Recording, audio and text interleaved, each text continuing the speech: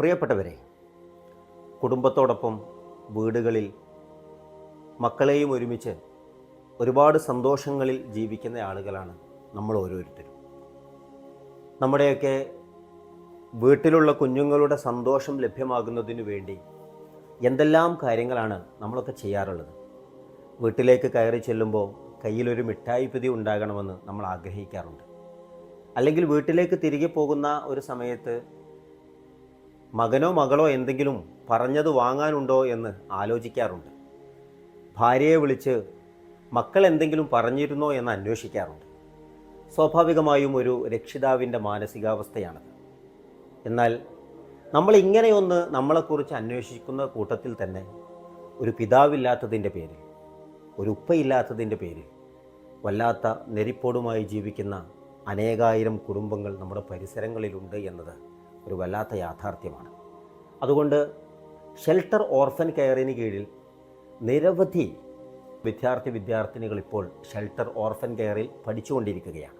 ഇപ്പോൾ നമ്മുടെ മുമ്പിലുള്ളൊരു പ്രതിസന്ധി എന്താണെന്ന് വെച്ചാൽ 300-ലധികം വരുന്ന നമ്മുടെ കോർഡിനേറ്റേഴ്സ് നേരിട്ട് പോയി അന്വേഷിച്ച് ഉറപ്പ് വരുത്തിയ കുട്ടികളുടെ അപേക്ഷകൾ നമ്മുടെ കൈകളിലുണ്ട്. അവർക്ക് ഡോണേഴ്സിനെ വേണമെന്നാണ് നമ്മൾ പറയുന്നത്. ഒരു മാസം അവർക്ക് നമ്മൾ നൽകുന്നത് 2100 രൂപയാണ്. അതവരുടെ വിദ്യാഭ്യാസ ആവശ്യങ്ങൾക്ക്, അവരുടെ ഹോസ്പിറ്റൽ ആവശ്യങ്ങൾക്ക്, അതുപോലെ തന്നെ അവരുടെ നിത്യജീവിതത്തിന് ആവശ്യമായ ഭക്ഷണ കാര്യങ്ങൾക്ക് ഇങ്ങനെയൊക്കെയാണ് ഉപയോഗപ്പെടുത്തിക്കൊണ്ടിരിക്കുന്നത്. പക്ഷേ ഈ കുട്ടികൾക്ക് പുതിയ ആളുകൾ ഏറ്റെടുക്കാനില്ലാത്ത ഒരു സാഹചര്യമുണ്ട്. ഇവിടെ നമ്മൾ പറയുന്നത്, നിങ്ങൾ വീട്ടിലേക്ക് ഒരു ദിവസം വാങ്ങുന്ന ഒരു മിഠായി പൊതിയുടെ അതിൻ്റെ വില ഒന്ന് പരിശോധിച്ചാൽ, അല്ലെങ്കിൽ വീട്ടിലേക്ക് നിങ്ങൾ ആവശ്യത്തിന് വാങ്ങുന്ന ഒരു മത്സ്യത്തിൻ്റെ അല്ലെങ്കിൽ മറ്റെന്തെങ്കിലും ഭക്ഷ്യവസ്തുക്കളുടെ വില ഒന്ന് പരിശോധിച്ച് നോക്കുകയാണെങ്കിൽ അതിലേതെങ്കിലും ഒന്നിൽ നിന്ന് അല്പം കുറച്ചു വെച്ചാൽ ഒരുപക്ഷെ നിങ്ങൾക്കൊരു അനാഥ കുട്ടിയെ സംരക്ഷിക്കാൻ കഴിയും. നമ്മൾ പറയുന്നത് ഒരു 70 രൂപ ഒരു ദിവസം എടുത്തു വെക്കാൻ നിങ്ങൾക്ക് കഴിയുമെങ്കിൽ, 70 രൂപ നിങ്ങൾക്ക് എടുത്തു വെക്കാൻ കഴിയുമെങ്കിൽ ഒരു മാസം ഒരു അനാഥ കുടുംബത്തെ സംരക്ഷിക്കാൻ നിങ്ങൾക്ക് കഴിയുമെന്നാണ്. നമുക്കത് കഴിയേണ്ടതില്ലേ എന്ന് നമ്മൾ ആലോചിക്കണം. നമ്മുടെ വീട്ടിൽ നമ്മെ കാത്തിരിക്കുന്ന ആ പിഞ്ചു മക്കളുടെ മാനസികാവസ്ഥയെക്കുറിച്ച് അറിയുന്നവരാണ് നമ്മൾ. നമ്മുടെ കൈകളിലേക്ക് അവർ നോക്കുമെന്ന് ഉറപ്പാണ്. നോക്കൂ, എത്രയാണ് ഇന്നത്തെ വിദ്യാഭ്യാസ ചെലവെന്ന് പറയുന്നത്.